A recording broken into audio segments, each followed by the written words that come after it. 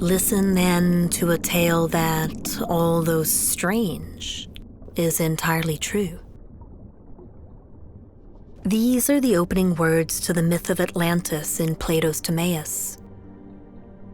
They invite us into an important question. What does it mean for a story to be true?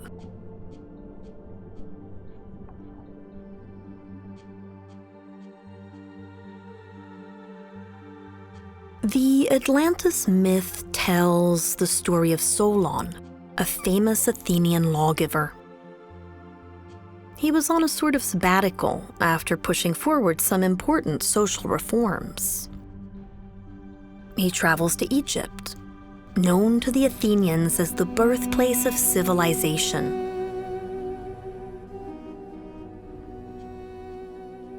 When he arrives, he meets a priest and starts his tour. As they explore the architecture, the temples, the technological advances, Solon is overwhelmed. He tells the Egyptian priest, "Wow, this is amazing. It's obviously because your civilization was created thousands of years before ours." And the priest, well, he sort of chuckles. He's like, "Oh, Solon, you Greeks have no knowledge hoary with age. You have no concept of tradition. You're like children." Solon is a little confused by this. So the priest goes on to explain to him that Athens was actually founded thousands of years before Egypt. The difference is that the Athenians kept no written record of their stories, of their history, of where they've come from. And so every now and then there's an epidemic. Maybe there's a natural disaster, an earthquake, a tidal wave. People with memories of the learned tradition are wiped out, and oral traditions disappear. You see, knowledge is fragile.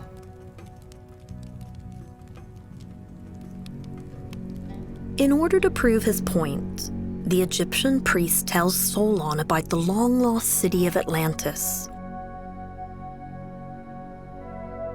This power-hungry civilization that rose up thousands of years ago in order to conquer the entire European continent. It was an island somewhere past the columns of Hercules, past the boundaries of the known world. For many years, the Atlanteans conquered cities and states until Europe was brought to its knees. They moved on to Asia. It was just a matter of time until the whole world succumbed to their tyranny. But something happened. Something the Egyptians remember and the Athenians have forgotten. The Athenian army rose up and fought against the tyrants. Slowly but surely they pushed the Atlanteans back, day by day, night by night, and reclaimed the continent. Finally, the two armies met for the last battle on the island of Atlantis itself. The Athenians were victorious. But then, disaster struck. That night, an enormous tidal wave swept across the entire island and it sank to the bottom of the ocean, never to be found again. Everybody died, all of the Atlanteans and all the Greeks. And yet, somebody must have escaped, because somehow the Egyptian priest is telling the tale to Solon. Maybe there was a fisherman who escaped from a boat. Maybe an Egyptian priest was standing near the coast and could see Atlantis and the whole demise of the civilization. Somehow the oral tradition lived on for hundreds of years. Perhaps it was recorded in the temples by the Egyptians on scrolls of papyrus. or maybe in the hieroglyphs on the walls of the temples themselves. These vast repositories of learning that steward the memory of the past for future generations. Whatever the case may be, it's because the Egyptians kept a written record of the events that the priest can now tell the story to Solon, who takes it back to Athens. And now, for the first time in Western history, it's being written down by Plato in the Timaeus. So here we have Plato's teacher Socrates, known from Plato's other works as being skeptical of writing and how lazy it can make the imagination. And he responds to the myth of Atlantis by saying, "Ah, yes, that is indeed a story that is strange, but entirely true." There's this sense that fiction, if it's fiction, or history, if it's history, can seem like a fable, but it can nonetheless point us towards truth. Oh, you might say, Plato, I've never heard of this Atlantis story before.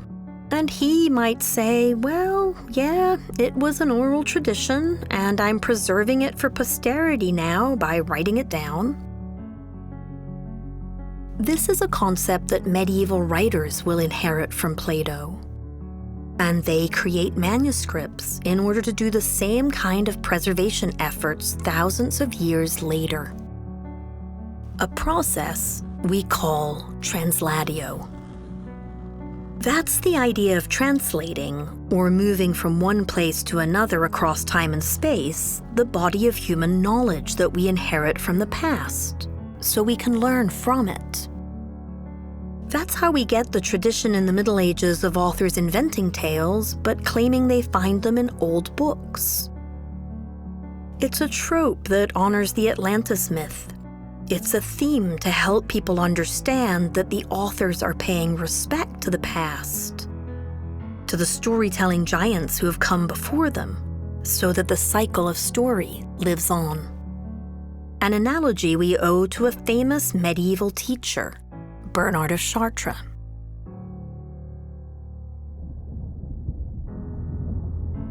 I cannot help but think that thousands of years later, so many people have missed the point of the myth of Atlantis. Thousands of books and articles have been written about the lost island. Restaurants, hotels, everything you can possibly imagine has been named after it. Even a region of the planet Mars. And year after year, we read about explorers going out and finding and analyzing rocks on the ocean bed, spending literally billions of dollars to try and figure out where this Atlantis once was. Some people even suggest it was Ireland. The mythical land has captured our imaginations, whether it existed or not. That's the power of storytelling. But the point of the myth of Atlantis, I think, is quite clear. It's that without storytelling, without writing, without a sense of tradition or history, that never-ending link of transmission of learning from the past to the present to the future, there is no sense of belonging to a greater human experience. And so ultimately, we too are children. Without written records of our stories, an entire civilization could disappear in the middle of the night and be entirely forgotten. Today, with all the technology in the world at our disposal and more being invented every hour, it's more important than ever to think about what it means for stories to live on in us, to become part of who we are, and to help us embrace and respect different voices of storytelling traditions, so that we too can participate in this great quest of translatio. The Atlantis myth in the Timaeus is an ode to creativity. It's an ode to history. It's a celebration of the humanities and everything that makes us human, and that we record and share with others in the form of stories. As technology shifts and evolves, there's a constant new opportunity that comes with it not to detach ourselves from this ongoing rich tradition of thinking and learning that spans the entirety of human existence, but to lean into it and harness the powers of technology to preserve the storytelling traditions that tell us about who we are, so we can pass them on in new formats for future generations. In many ways, that's exactly what we're trying to do at the Great Story Lab. Welcome to the journey.